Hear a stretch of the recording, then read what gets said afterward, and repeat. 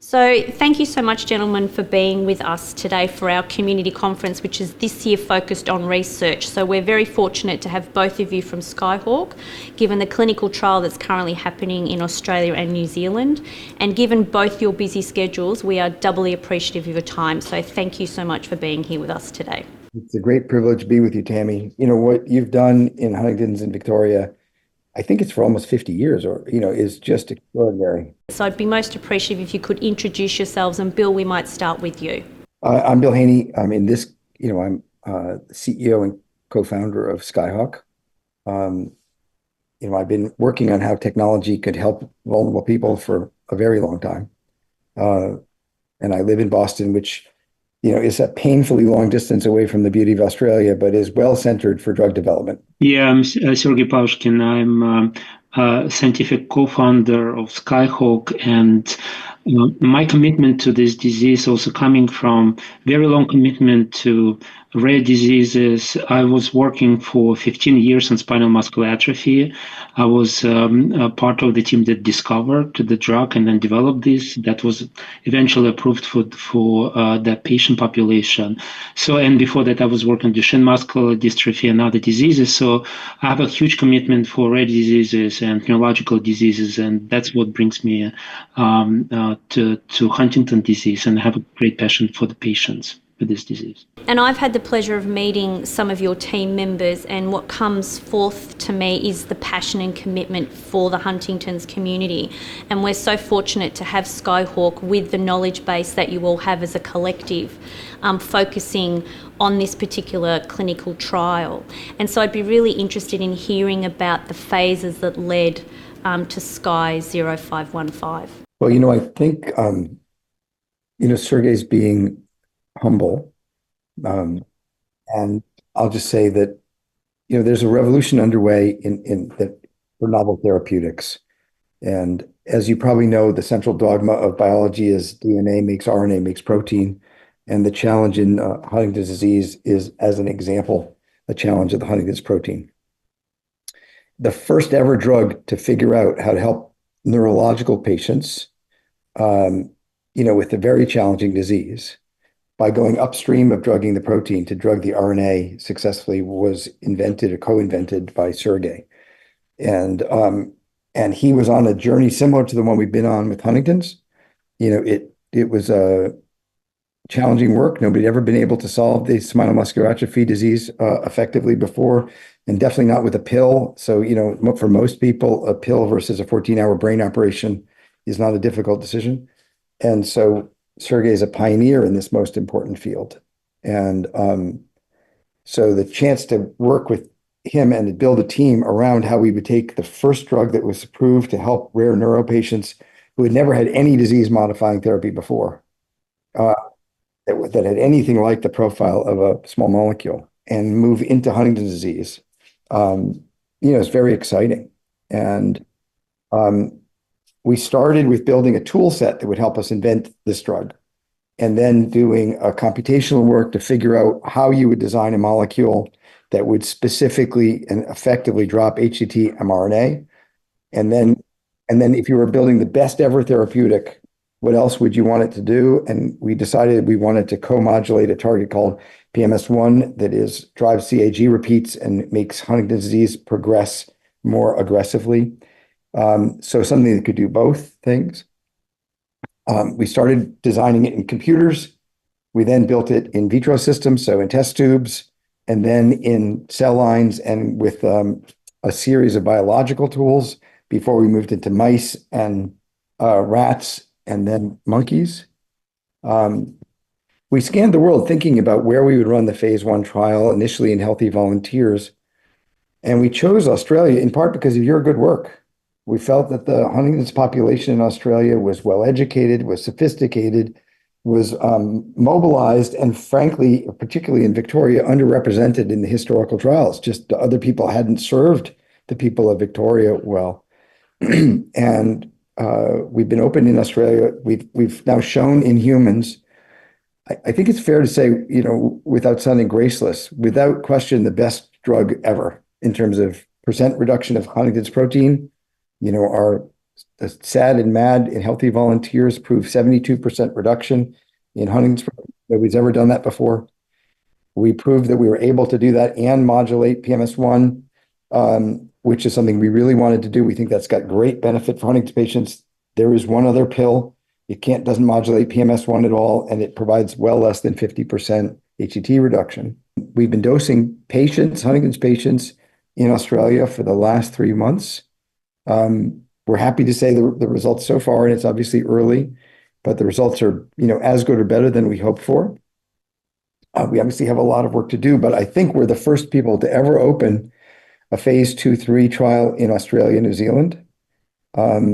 It's been approved by the regulators in Australia, and we expect the first patients to be dosed this summer. That puts us on a track to show the Australian government, TGA, our data in 2026, and to ask for approval in 2026, and in the best case, to be able to help patients in 2027 outside the clinical trial on a broad and sustained basis. And that wouldn't be possible without your help. It wouldn't be possible without the gifted clinicians' help. Of course, it takes a certain amount of courage to participate on a clinical trial. So the Huntington's patients often have other challenges, and the fact that they're courageous enough to participate in these trials, with the hope that it will help them and that it will help others. And I think it's captured in the motto of Huntington's Victoria when you talk first about hope. And so important, for us to have that kind of attitude. We're very excited to be in Australia and, partnered with you on trying to make this a success for patients. And we are so grateful. I was, as I said, fortunate to meet with your team last year, and our colleagues from New Zealand who I've had the pleasure of working with for a very long time were with us in the same room. So Sergey could probably tell you privately what that was like, having us all in the same room together. But it was really great of course, most of the clinical trials happen in the Northern Hemisphere, and that is perfectly fine because our community benefit from that. But it is such a privilege to have Skyhawk here with us in this part of the world, and for our community to contribute and be a part of this clinical trial. It means a great deal to us. So thank you so much. And we're really pleased to be a part of it and to be working so collaboratively with your team. Oh, it's kind of you. Thank you. Maybe one word about my experience meeting with the patients and the community. I've been to Australia several times, and we had the pleasure meeting with the several clinicians. And I was really impressed by their knowledge, the engagement, they're willing to participate in the trial and help with the trial design, because when we design a clinical trial, we want to get feedback from patients as well, in addition to clinicians. So we want to understand what's important for the patients, how many times they can come to the site, how they will be treated, and also from clinicians as well. And that's what we could obtain when we visited the sites. It was really, really important to us to get this information. And that's how we designed this trial now that is going to start very soon in Australia and New Zealand. Oh, I think that's a really important point, and I do recall you meeting with people from around the trial sites to look at how you can best design each site so it makes it accessible for community members to participate, and I'd want the community to feel a sense of security in that it has been designed to ensure as much accessibility as possible for them and to remove as many barriers as possible. I think it's also a great compliment to your community. The enrollment that we've had is letting us do our work faster. And, there are statistics for how often, how a trial enrolls. And of course, the slower it does, the longer to get a drug to patients. And because, I think because your community has been receptive, I think because I'm proud of Sergey and our team, but also I think really your very important work that's just sharing information in an open and constructive way with your community. Our enrollment's much faster, and that's letting us accelerate the schedules for the drug being able to get approved. Right now we're a year faster than we would have thought, because people have come to the trial sites faster than we had predicted. And I think a lot of that's a compliment to Huntington's Victoria. So thank you for that. Is it possible for you to give us a little bit of an overview of what your main goals are for this clinical trial, then if it's successful, which we hope it is, what the next steps will be? I have to, and it sounds a little simplistic, but it's true. Our goals are whatever helps the most Huntington's patients the fastest. And to do that, of course, most important that the trial is safe, the drug is safe. The second most important is that we're effective and distinctively effective, and that we do it in a way that's not intrusive in the patient's lives and introduces no incremental risk. So when we think about what that means, let's start with the latter part. There are competitive approaches, and frankly, I hope they all work and give patients a choice.